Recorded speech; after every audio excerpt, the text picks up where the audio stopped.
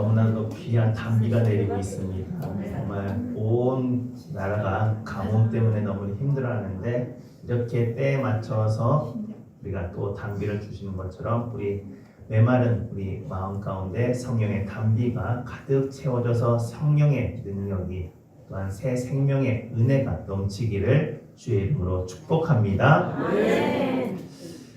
오늘 말씀은 우리가 너무나도 잘 알고 있는 본문입니다. 하지만 우리가 조금 다르게 조금 더 깊게 살펴보기를 원합니다.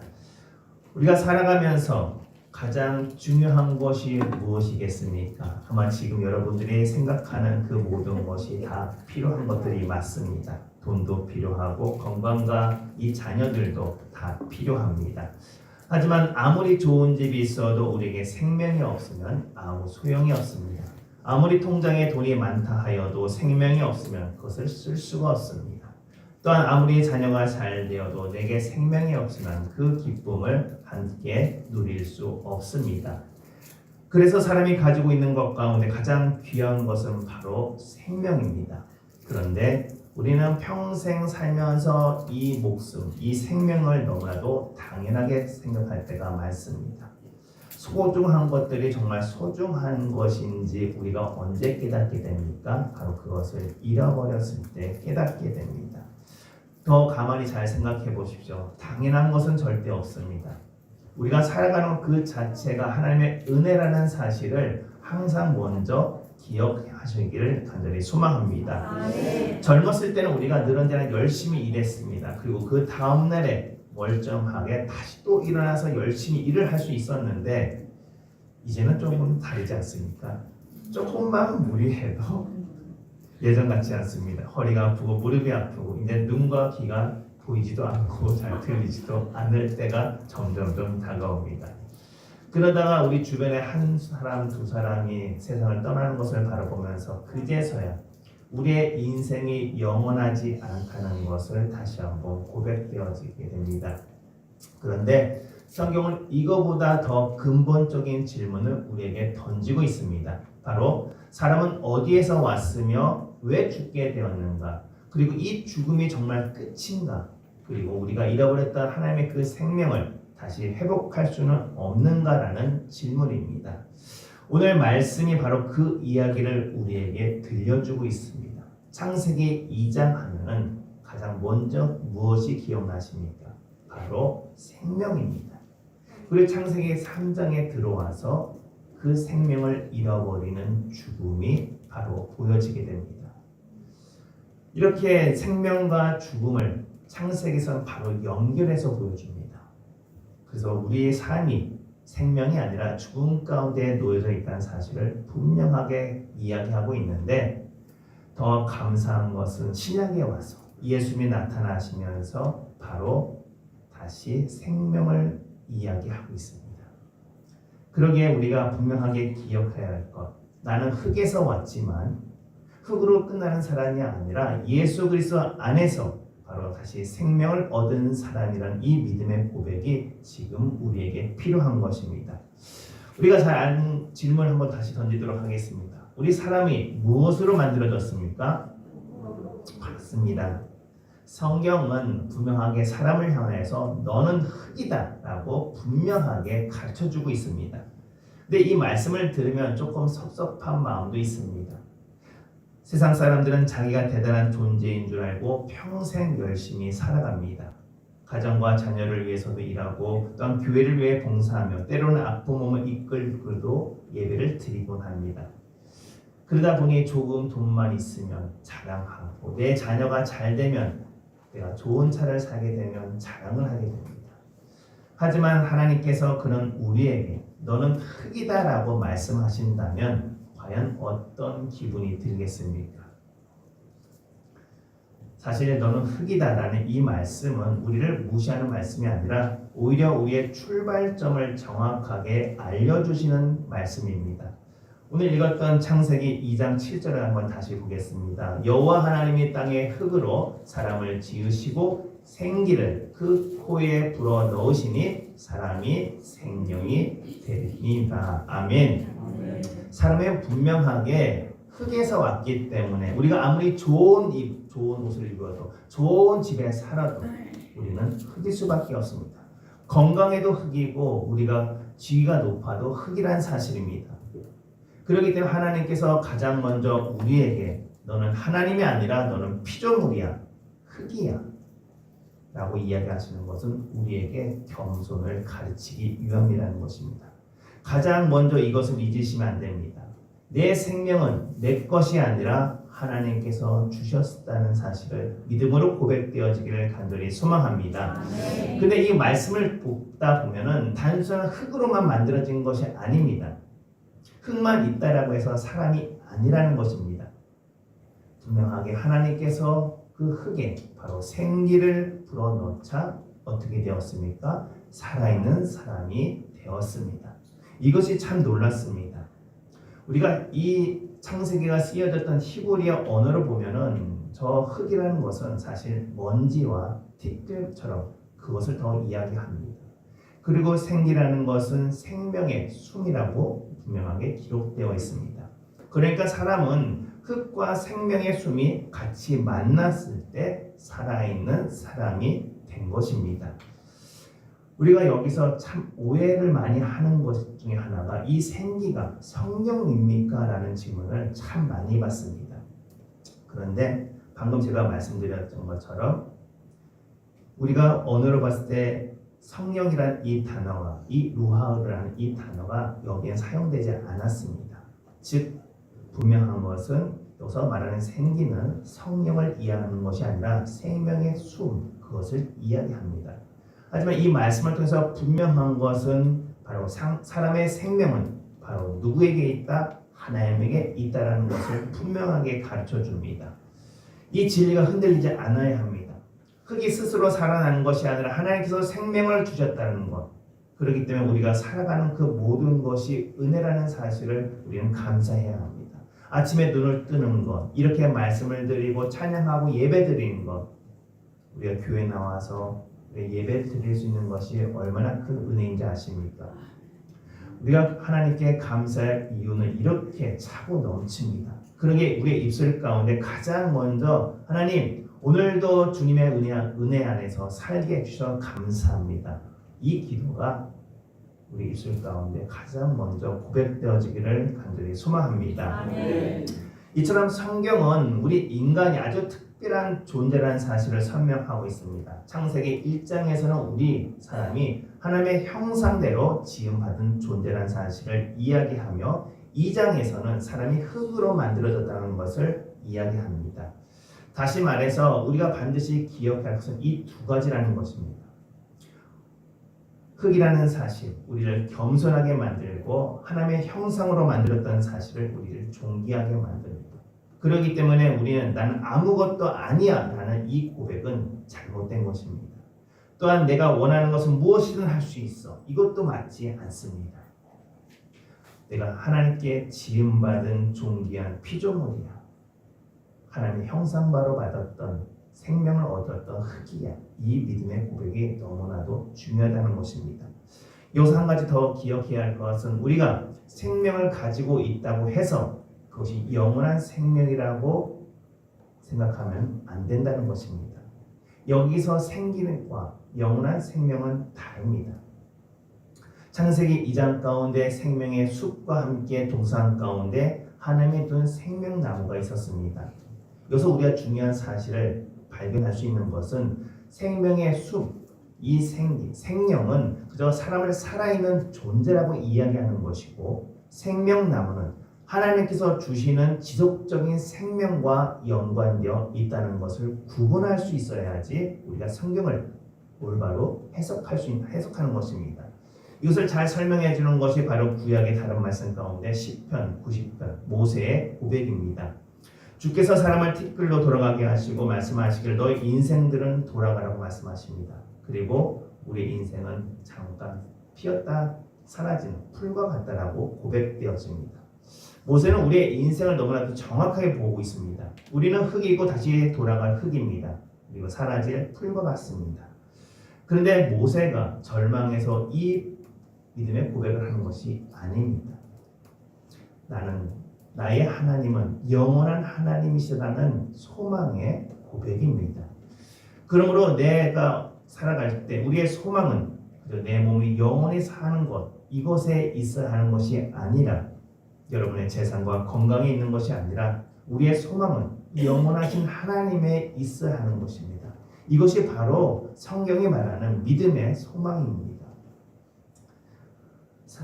우리가 나이를 들면서 이 고백이 너무나도 중요합니다. 젊었을 땐 내가 내 힘으로 사는 것 같았는데, 하지만 나이가 들면서 우리가 깨닫는 것이 무엇입니까? 내가 지금까지 살아온 것이 하나님의 은혜였구나, 이 고백 아닙니까? 즉 생명은 선물이라는 것, 오늘도 살아갈 수 있다는 이 사실을 감사하며 사시기를 간절히 소망합니다. 아멘. 그런데 창세기 3장에 와서 문제가 생기게 됩니다. 사람이 하나님의 말씀을 어기고 그 결과로 죄가 들어온 것입니다. 그래서 하나님께서는 아담에게 너는 흙이니 흙으로 돌아가라는 말씀을 하셨습니다. 이 말씀이 참 무겁습니다. 2장에서 너는 흙에서 생명으로 너무 기쁜 소식을 이야기하시는데 3장으로 되자마자 너는 흙으로 돌아가라는 말씀을 이야기합니다. 사실 이 말씀을 누구나 피할 수는 없습니다. 아무리 건강해도 죽고 아무리 돈이 많아도 죽습니다. 왜 그렇습니까? 우리는 흔하게 이렇게 대답을 합니다. 죽음의 근본적인 원인은 죄에 있습니다. 이 사실이 맞기는 맞지만 더 정확한 답은 아닙니다. 여기서 중요한 사실을 더 깊게 우리가 살펴볼 수 있어야 할 것은, 아담이 지었다고 해서 그 즉시 생명의 숨이 바로 사라졌습니까? 아니지 않습니까? 죄를 지은 후에도 아담은 살아갔습니다. 가정을 이루고 자녀를 낳고 오랜 세월 살았습니다. 그렇다면 과연 그 아담에게 죄를 범하기 전과 이유가 달라진 것은 무엇입니까?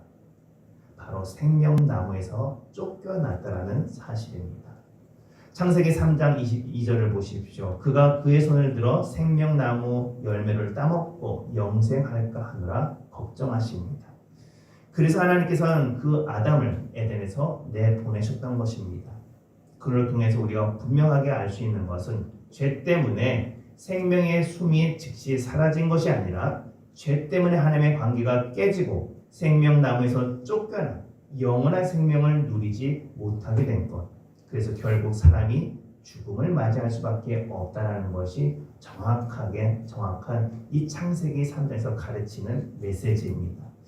이것이 조금 어렵다 생각하면 이렇게 쉽게 생각하시면 됩니다. 사람은 아직도 살아 있습니다. 그러나 영원히 살 수는 없게 되었습니다. 왜 그렇습니까? 바로 생명나무에 접근할 수 없기 때문입니다. 그러므로 인해서 죄의 결과라는 것은 단순히 숨이 끊어지는 것을 이야기하지 않습니다. 죄 때문에 하나의 관계가 깨지고 생명의 길에서 멀어졌기 때문에 죽음에 이르게 됐다는 것, 이것을 우리가 분명하게 알아야 되는 것입니다. 그렇다면 우리가 어떤 존재인지 깨달을 수가 있습니다. 우리 인간은 절대 내 스스로 혼자 독립적인 존재가 아니라는 사실입니다.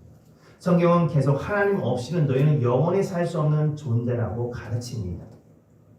우리의 생명도 하나님께서 주신 것이고 영생도 하나님께 의존해야, 하나님과 관계가 세워져야 영생할 수 있다는 것입니다. 그러므로 인해서 사람에게 있어서 가장 무서운 것은 육체의 죽음이 아니라 바로 하나님과 떨어지는 이것이 가장 무서운 죽음입니다. 왜 그러겠습니까? 바로 하나님께서 생명의 근원이기 때문입니다. 전기가 끊어지면 전등이 꺼지고 수도관이 끊어지면 물이 나오지 않으듯 우리 하나님의 관계가 끊어지면 우리의 영생이 사라지며 우리의 영혼 가운데 메마름이 찾아올 수밖에 없습니다. 이 사실을 분명하게 이야기하는 것이 로마서 6장 23절 말씀입니다. 죄의 삭은 사망이요 하나님의 은사는 그리스도 예수 우리 주 안에 있는 영생이니라. 아멘. 이 말씀 가운데서 두 가지 길을 보여주고 있습니다. 죄에서 사망의 길로 가는 길과 함께 또 다른 하나는 하나님의 은혜로 영생의 길이라는 것입니다. 성경은 우리가 죽는다는 사실을 부끄럽지 않게 숨기지 않습니다. 죄의 결과는 중요한 사실을 분명하게 말하고 있는데, 여기서 끝나는 것이라 하나님께서는 너희들에게 그 죽음이 아니라 바로 영생을 바로 선물로 주신다는 것을 분명하게 가르칩니다. 우리가 받아야 할 죄값, 그 죽음을 예수 그리스도께서 십자가 안에서 이루셨기 때문에 예수 그리스도를 믿음으로 말미암아 너희가 영생을 너에게 선물로 주신다는 것이 하나님의 약속입니다. 그러므로 인해서 영생은 돈을 주고 살 수 있는 것도 아닙니다. 돈이 많다라고 가능한 것도 아니고 착하게 산다고 교회를 오래 다닌다고 해서 영생을 얻는 것이 아닙니다. 분명한 것은 예수 그리스도를 믿을 때 하나님께서 이 영생을 너에게 선물로 주신다고 이야기하십니다. 우리가 길을 잃어본 적이 있으실 겁니다. 처음에는 이 길 같은데 헤맸다가 좀 더 가다 보면 이 길이 아니구나라는 것을 분명히 깨닫는 순간이 오게 됩니다. 그런데 가장 문제는 그럼에도 불구하고 그 길을 돌이키지 않는 것이 더 큰 문제입니다. 우리의 신앙도 마찬가지입니다. 처음에는 죄가 어떻게 다가옵니까? 괜찮아. 누구나 이거 하고 있어. 이번 한 번은 그냥 해줄게 라고 유혹을 합니다. 근데 그 죄가 우리 하나님으로부터 점점점 멀어지게 만들고 마침내 우리에게 영생의 길, 생명의 길을 빼앗아가게 됩니다. 처음부터 죄는 우리에게 죽음으로 가자라고 이야기하지 않습니다. 조금만 하나님께 멀어져도 괜찮아. 이렇게 이야기합니다.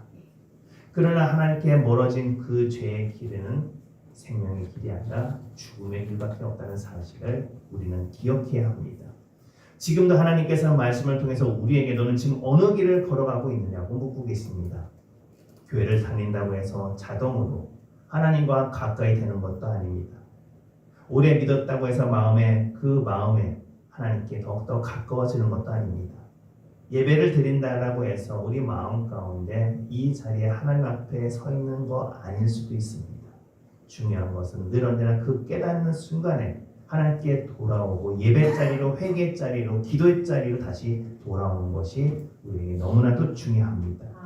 그래서 주님, 제가 주님을 떠났던 것을 용서해 주시고 다시 저에게 생명의 길을 걷게 해달라고 이 기도, 이 고백이 우리에게 생명의 길을 다시 되찾게 하는 기도라는 것입니다.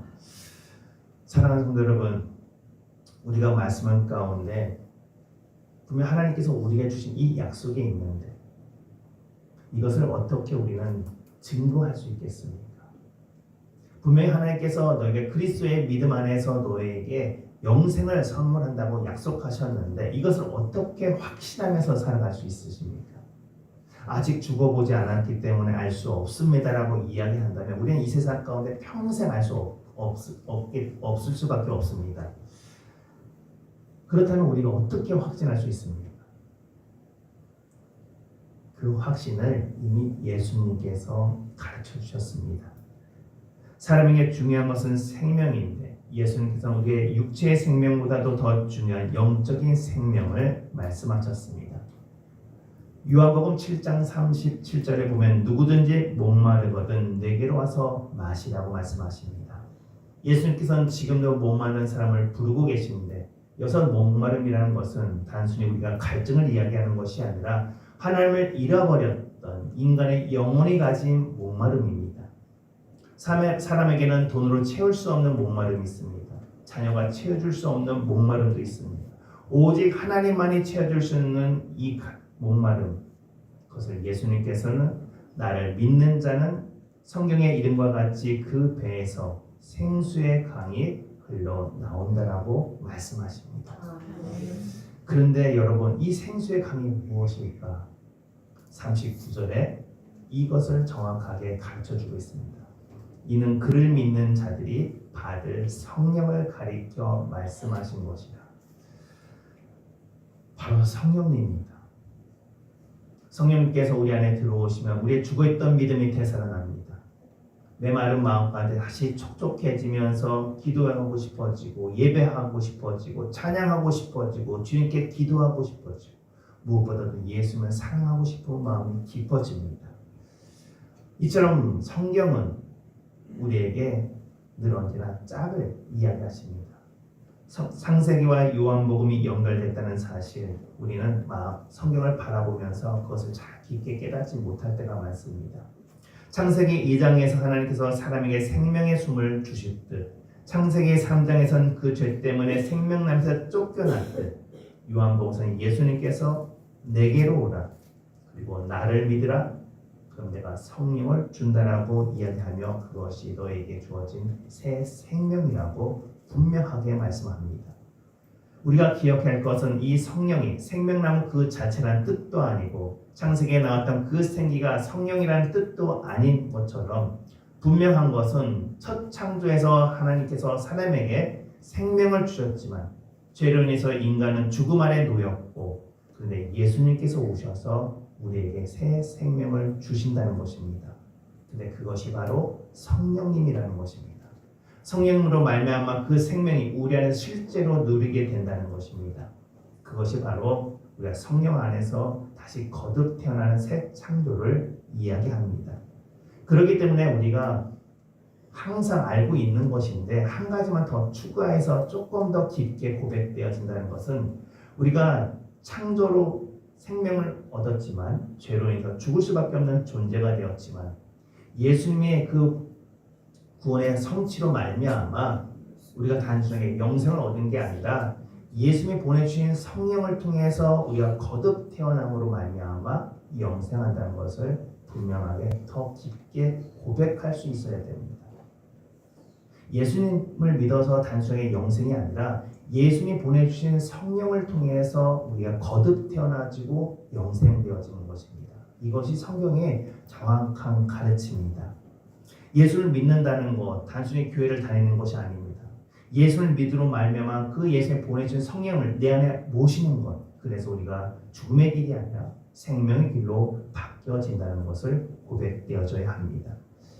이것이 요한복음 20장 22절에서 더 분명하게 말씀하십니다. 예수님께서, 부활하신 예수님께서 제자들을 향하여서 그들을 향하여 숨을 내쉬며 이르시되 성령을 받으라라고 말씀하십니다. 이 장면을 잘 생각해 보십시오. 창세기 2장과 너무나도 비슷하지 않습니까? 하나님께서 사람에게 생기를 불어넣었다. 부활하신 예수님께서 제자들에게 숨을 내쉬며 성령을 주십니다. 이것이 바로 단순히 우리가 숨을 쉰다는 것, 이것은 바로 우리가 살아있는 존재가 된 것처럼 성령으로 말미암아 새롭게 거듭 태어난다는 사실을 분명하게 가르칩니다. 그래서 예수님께서 물과 성령으로 나지 아니하면, 거듭나지 않으면 너희가 하나님의 나라에 들어갈 수 없다라고 말씀하신 것입니다. 그래서 성령님은 우리에게 새 생명을 주신 하나님의 역사입니다. 나이가 들어간다는 것, 몸이 힘이 약해진다는 것, 이건 사실 아닙니까? 그러나 우리가 몸이 늙어도 우리의 영혼까지 늙어버리면 안 됩니다. 우리의 겉사람은 늙어도 속사람은 날마다 성령 안에서 새로워져야 합니다. 우리의 육체는 약해지지만 성령님이 주시는 그 생명은 절대 약해지서는 아니 됩니다. 우리의 심장이 언젠가 멈추겠지만 그러나 그리스도 안에 있는 생명은 멈추지 않습니다. 우리의 몸은 언젠가 흙으로 돌아가겠지만 예수님 안에 있는 생명은 흙으로 끝나지 않습니다. 그러니 이 세상을 살아가면서 우리의 몸과 마음이 혹시나 걸음이 늦어져도 주님께 가까이 가는 그 걸음은 더욱더 빨라지기를 간절히 소망합니다. 바로 이것이 성령님과 함께 사는 성도의 모습입니다. 사랑하는 성도 여러분, 요한계시록 제일 마지막 장에 무엇이 나옵니까? 바로 생명나무가 나옵니다. 잃어버렸던 생명나무가 요한계시록 22장에 가면 다시 나타납니다. 성경 처음에서 잃어버렸던 그 생명이 그 마지막에 너에게 회복을 약속하고 계십니다. 이것이 바로 우리에게 약속하신 하나님의 구원입니다. 잃어버린 것을 다시 찾게 하신 하나님, 죽어가는 사람에게 생명을 주신 하나님, 죄 가운데 있는 사람을 다시 살리시는 하나님. 그래서 우리의 인생은 흙에서 흙으로 시작했지만 흙으로 끝나는 인생이 아닙니다. 예수님 안에서 영생을 가는 사람인 줄로 믿습니다. 사랑하는 성도 여러분, 흙으로 돌아가는 것을 두려워하지 않기를 간절히 소망합니다. 왜 그렇습니까? 그것이 우리의 끝이 아니기 때문입니다. 예수님 안에 생명이 있고 성령님 안에서 새 생명이 있다는 사실을 성경은 우리에게 약속합니다. 그러니 예수님을 다시 붙드시고 성령님을 더욱더 의지하십시오. 우리가 살아가면서 가장 안타까운 것을 바라볼 때마다 이 성령님을 그냥 내가 예수님 영접하면 그냥 얻는 거 아닌가 이렇게 생각할 때가 많습니다. 우리가 왜 성령님을 내 안에 모시는 것이 왜 중요한가? 잘 우리가 믿음을 고백하지 못할 때가 많습니다. 아담이 죄를 지은 이후에도 계속 살아갔던 것처럼 우리가 성도라고 하면서도 성령님을 내 안에 모시지 않는다면 그 모습과 무슨 차이가 있겠습니까? 성령으로 말미암아 새 사람, 새 생명을 얻을 수 있는데 우리가 성령을 내 안에 모시는 것이 얼마나 중요한지 성경은 신약에 와서 다시 한번 계속 강조하는 것입니다. 사랑하는 성도 여러분, 우리는 결코 그냥 흙으로 돌아가는 인간이 되어서는 아니 됩니다. 성령으로 말미암아 새 생명을 누리는 복된 인생이 되시기를 주의 이름으로 축복합니다.